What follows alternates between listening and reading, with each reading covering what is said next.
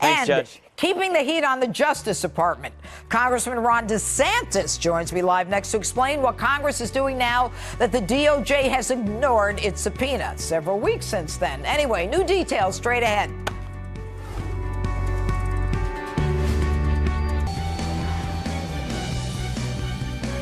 Welcome back to Justice. As we speak tonight, Congress is still waiting for Deputy AG Rod Rosenstein to turn over documents related to the Trump investigation. Joining me now, one of the men on the front lines of this battle, for Florida Congressman Ron DeSantis. All right, good evening, Congressman. I want to start, I want to make clear that there's a bunch of committees. You've got the Nunes House Intelligence Committee. That's the one that Nunes and Gowdy are on. What we now know, and tell me if I'm wrong, is that this intel investigation by the FBI and Strzok was started without any real intel. Is that right or wrong? Yeah, so they've got access to the 2 pages. Now, I haven't read it, but the intel folks have. And basically, you had this Papadopoulos tip from him popping off at a bar.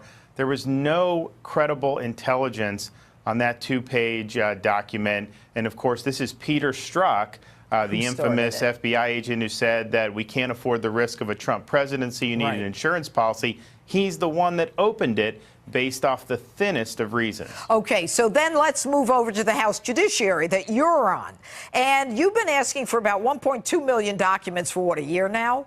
And every time you get close, Rod Rosenstein runs to, you know, the White House, or he runs, you know, to make sure that people's names are redacted, including Andrew McCabe, who's now fired, gone.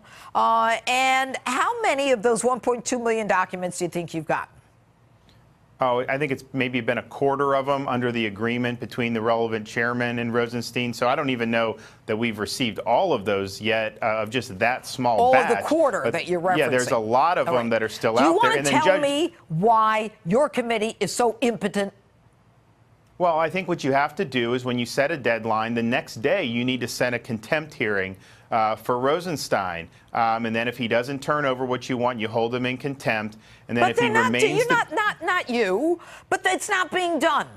So who should do it? You need to do it. I mean, and the danger is... I can't do it. You do it.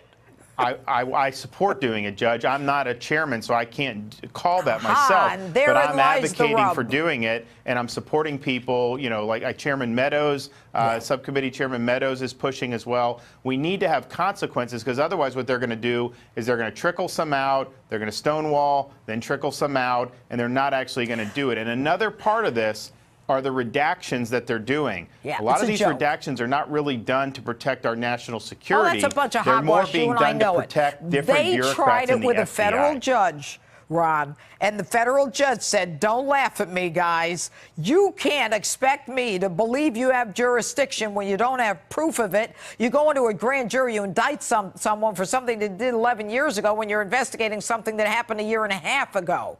So, but this guy, Rosenstein, is running amok. Who controls him?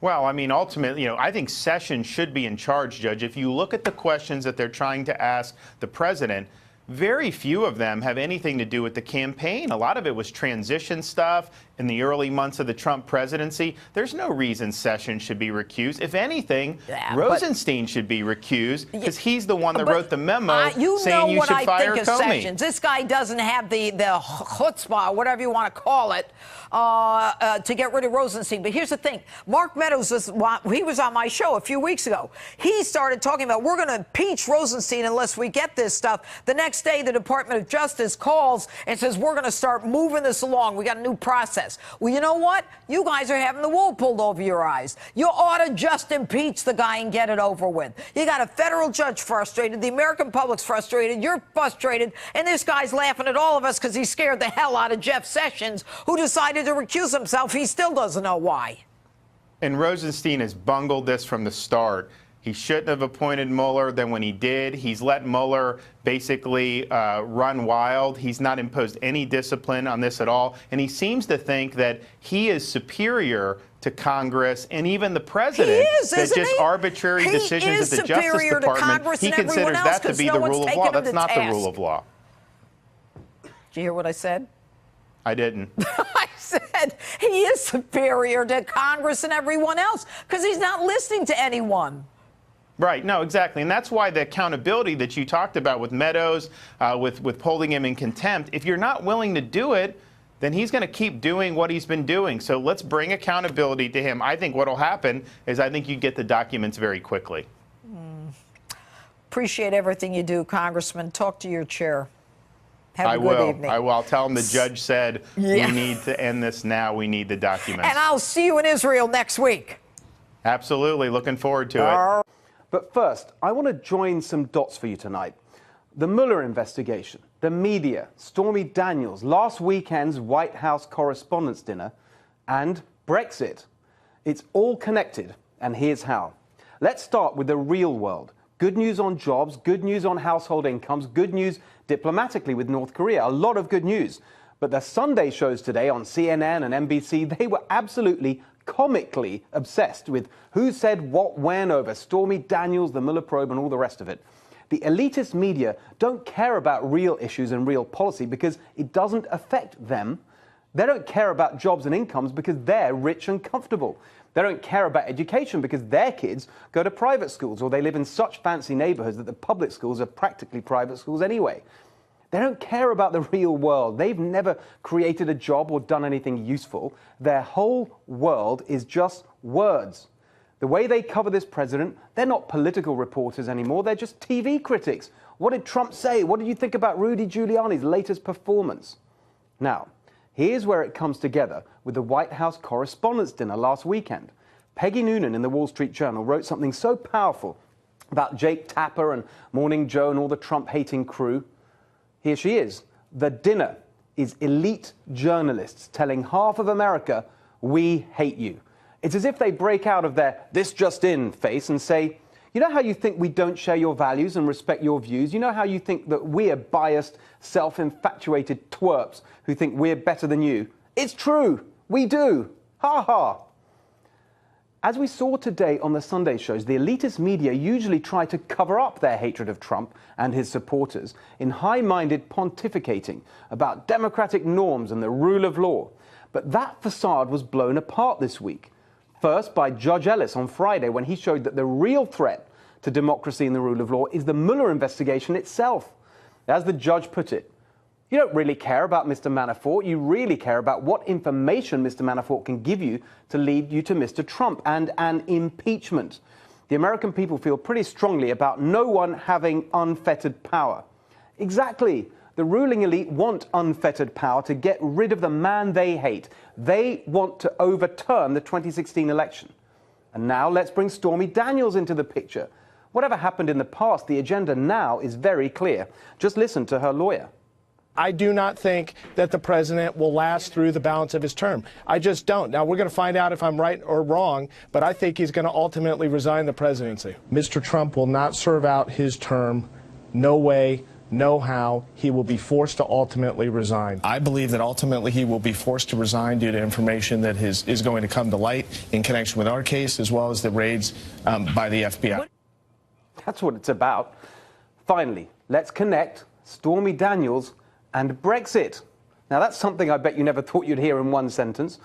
Over in the UK right now, the ruling elite is plotting to overturn the populist revolution that led to the Brexit vote. The debate is whether to kind of stay in the EU, really, or to have a second referendum.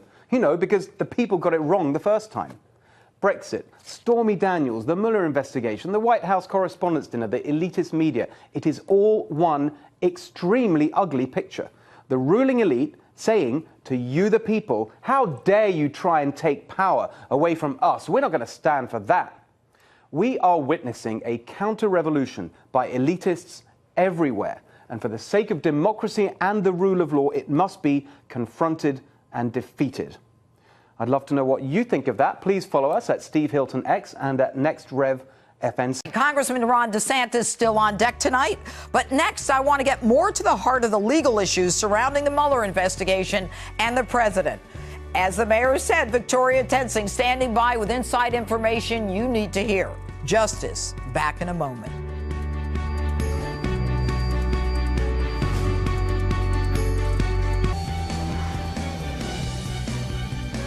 Welcome back to Justice. A federal judge makes headlines by suggesting Robert Mueller has overstepped his authority in the Paul Manafort investigation and may be out to get the president. Where have you heard that one before? Joining me now, Victoria Tensing. She's one of the founding partners of DeGeneva and Tensing Law Firm. Victoria, thanks for being here. I might also add that you were Deputy Attorney General and Assistant United States Attorney, and you're married now to the United States Attorney, Joe DeGeneva. And we were all, Rudy and Joe and I were all in the department at the same time. So we go back, I mean, a few decades here. Okay. Well, okay, let me ask you this. One of the things that the left has been going ballistic about since Rudy made his appearance on this network is, did Rudy Giuliani counsel to the president by discussing Michael Cohen, Stormy Daniels? Did he, in essence, waive the attorney-client privilege? And therefore, can Rudy be subpoenaed to talk about what he spoke to the president about? This just drives me nuts. Number one, I don't know where these journalists get their so-called experts. The privilege belongs to the President of the United States. His lawyer cannot waive it for him. Nobody else can waive it for him. So they get all confused about waiving the waiver can only happen as a result of the client and not the attorney.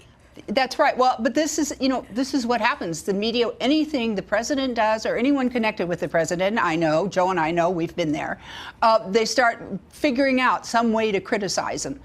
All this angst about whether the privilege was waived. What do they think? Mueller's going to put Rudy in the grand jury and say, okay, so tell me what you've learned in the last 2 weeks? You know what? Based on what I've been seeing, I wouldn't be surprised, but I don't have time to go there. Listen, the question now, as a result of Judge Ellis in that district court in Virginia, basically saying, you're just getting Manafort to flip, and you're trying to pull him by the short hairs and all that other stuff. Is it legitimate for prosecutors to do that? Well, if you know what the crime is, I did that when I had drug kingpins and we had all the evidence that there was a crime and this guy was doing it and he was using, low-level people, so that you do the low-level people to get to the drug kingpin. But here, we don't even have a crime. We have no idea what the crime is because no one will tell us. And here's the danger with a Manafort telling him he might spend the rest of his life in prison. My client, Scooter Libby, had the same situation when the same people, Comey and Patrick Fitzgerald, his now lawyer, went to Scooter Libby's lawyers and said, if you give us something about Vice President Cheney, this will all go away and you won't be indicted.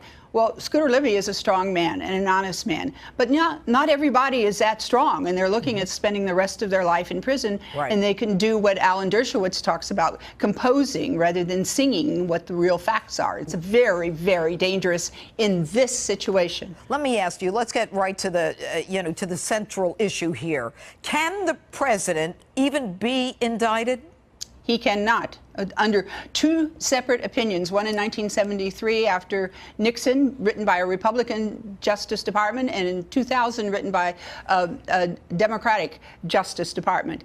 The president cannot be indicted. It's based on separation of powers, constitutional grounds, like you're not going to have the president go in and report to a lower court, but also on policy grounds. The opinion said the president is busy. You cannot take a criminal process, not even an indictment. You cannot take a criminal process to the point where the president becomes incapacitated to run the presidency. So if he cannot be indicted, Judge, Your Honor, to what purpose does Mueller want to question the president? Victoria, what would he do with it? We went through this with Bill Clinton. I remember this from Bill Clinton, when all that thing. He can be sued civilly, but wait a minute. He can be sued civilly, but he cannot be indicted. We already went through this. Why is everybody acting like this is territory that we're not familiar with? Clinton did do a grand jury. Remember, he testified in front of the grand jury, sort of, where he lied. Right. But that was under the independent counsel statute. Right. This is now not the independent counsel statute. And who knew what creature that was? Nobody could figure that out. Can the president be subpoenaed? Well, not for these questions that they have, and I can get into that. I don't know if we have the time, because these questions, the 40-some, violate not only the Article 2 of the Constitution, but executive privilege and settled case law. So these questions are for Pooey. Good legal term. All right. That's what I like, a real legal term. Victoria Tensing, thanks for being with us tonight. And a busy night, and we haven't even heard from the panel yet. Katrina Pearson from the Trump 2020 campaign and former Obama campaign advisor David Tafuri ready to duke it out over Mueller, the DOJ, and more. Justice rolls on in a moment.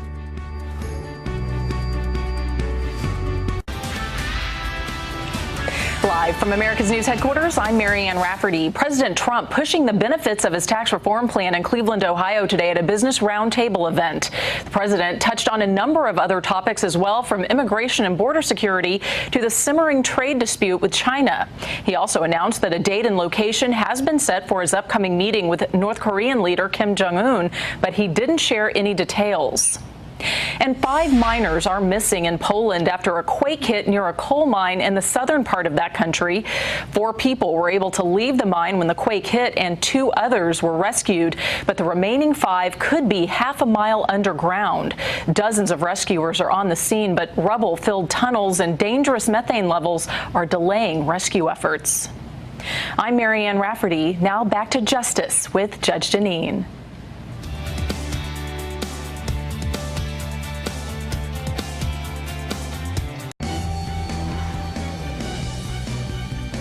Welcome back to Justice. It's been a busy week of developments in the Mueller probe. Let's bring in our panel, Katrina Pearson from the Trump 2020 re-election campaign and former Obama campaign foreign policy advisor David Tafuri. All right, thanks for being on, both of you. Now, thank you. What we've got now is a federal judge who is saying to the Mueller team, hey guys, I want to know what this expanded order is that you have that allows you to indict a guy for something not connected to Russia collusion, not connected to the 2016 campaign, and not connected to the firing of James Comey. And these lawyers say, we don't think so. Is that right, David? Well, this is a really interesting exchange that the judge had, and I'm glad that the judge is reviewing this. But remember that Rosenstein, who was Trump's pick for Deputy Attorney General, gave this referral to Special Counsel Mueller. So Mueller is just proceeding as he was authorized to do by the Deputy Attorney General. But the so question, I don't think... you're not answering my question. The question is, was he authorized to go back to crimes that involved 2005 and the Ukrainian government as opposed to the Russian government? Well, Rosenstein approved of Mueller going forward with this indictment against Manafort. So the answer is yes. Also, notably, the judge never doubted the evidence that Manafort has committed crimes, serious crimes of bank fraud. What makes you say other, that? What makes you say the judge never doubted the evidence? The judge is at the jurisdiction level. Like, I don't even know if you have the power to indict this guy. What makes you say he thinks the facts are cool? Because he's not talking about dismissing this for lack of evidence, and he's not talking about the indictment being improper. He's just saying that he's just arguing about the jurisdiction. That's all. That's my point. And not saying that the facts are clear. Go ahead, Katrina. Well, look, the facts are the facts, Judge. And Paul Manafort was raided back in July 2017, and Rosenstein didn't expand the scope until a month later.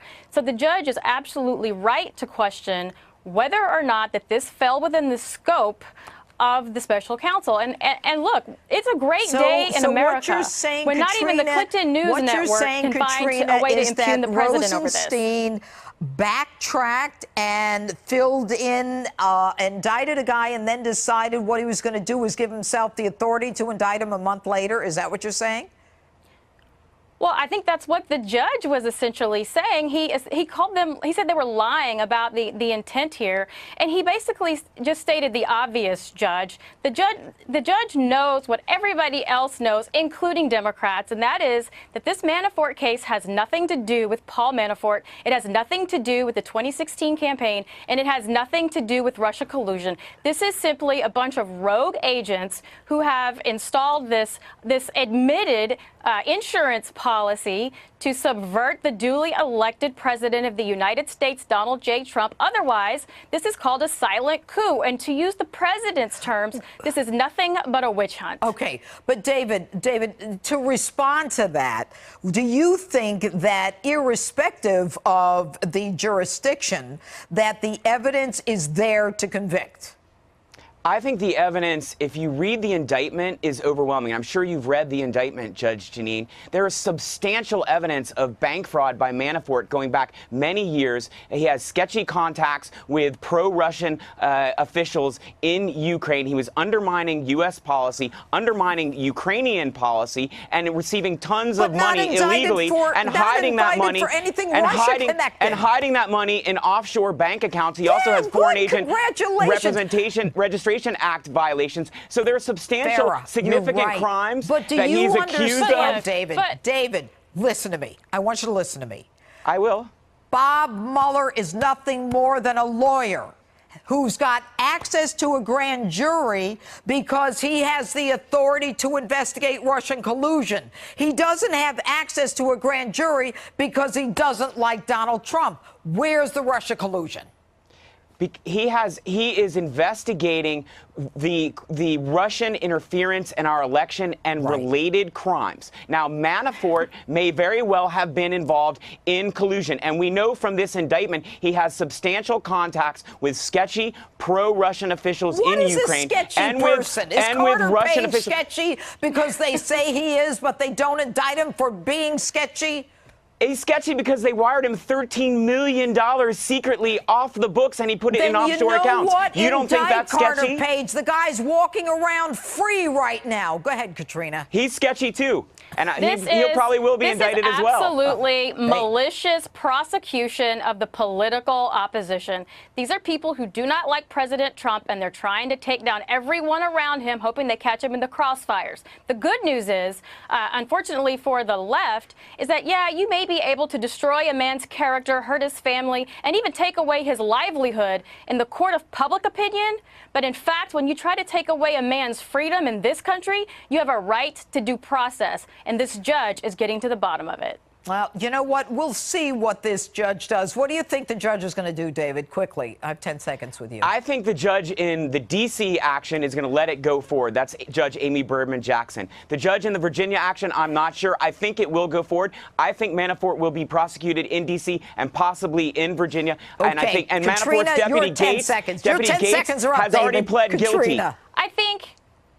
I think it could go either way. I think the judge is waiting to see what is actually in the scope of the investigation. He's going to make his decision. But right now, it sounds very flimsy. All right. We'll see. David Tafuri, Katrina Pearson, thanks so much.